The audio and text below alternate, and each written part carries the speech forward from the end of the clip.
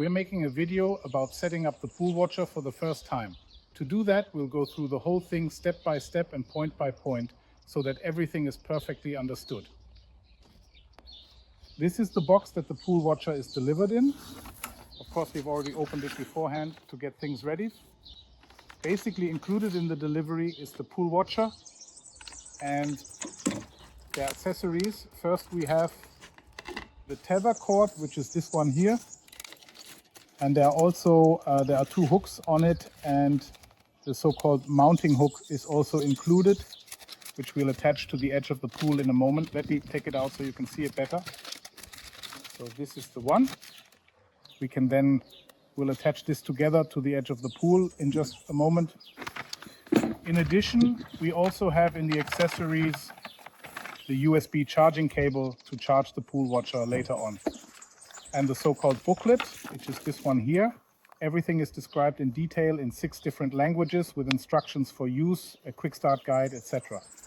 The PoolWatcher basically comes with about a 50% charged battery. That means we can test the first functions now and get the PoolWatcher running, but after that it should be fully charged, maybe overnight. Let me explain the PoolWatcher. We have 2 buttons here on the front, a silver button and a black button. Please don't press any buttons just yet. And down here is the buzzer, the alarm. To activate the PoolWatcher in a moment, we'll place it in the water and then press the silver button for 5 seconds to activate it. So let's go over to the edge of the pool.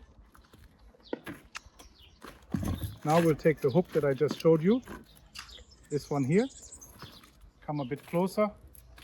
And now it's important that we choose roughly the middle of the pool so that if anything happens, if something falls in somewhere, the distance to the PoolWatcher is always as short as possible.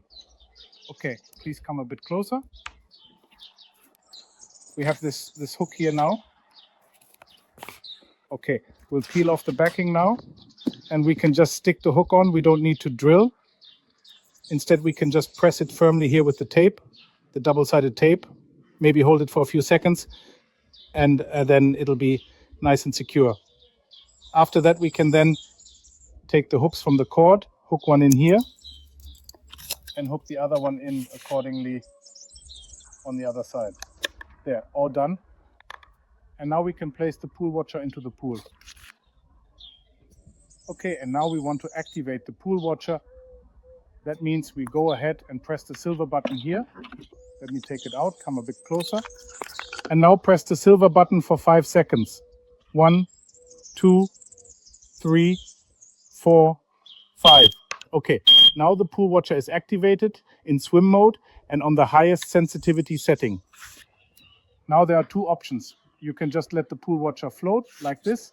After about 4 to 5 minutes, it activates on its own if there's no wave movement and then monitors the pool. But if you want to do it manually, then come closer again, please. Just press the black button once, press it once and put it back in, or you can also press it while it's in the water. Now it's flashing and we'll switch to monitoring mode in a moment, confirming it with a single beep. Now the PoolWatcher is armed. So now we can also perform our test. To do that, we'll go to our bucket.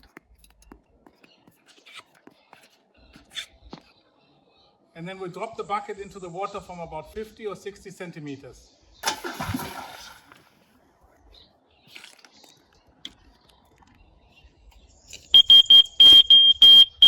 Okay, the PoolWatcher triggered very quickly after about 8 to 9 seconds, and that's exactly how it should be.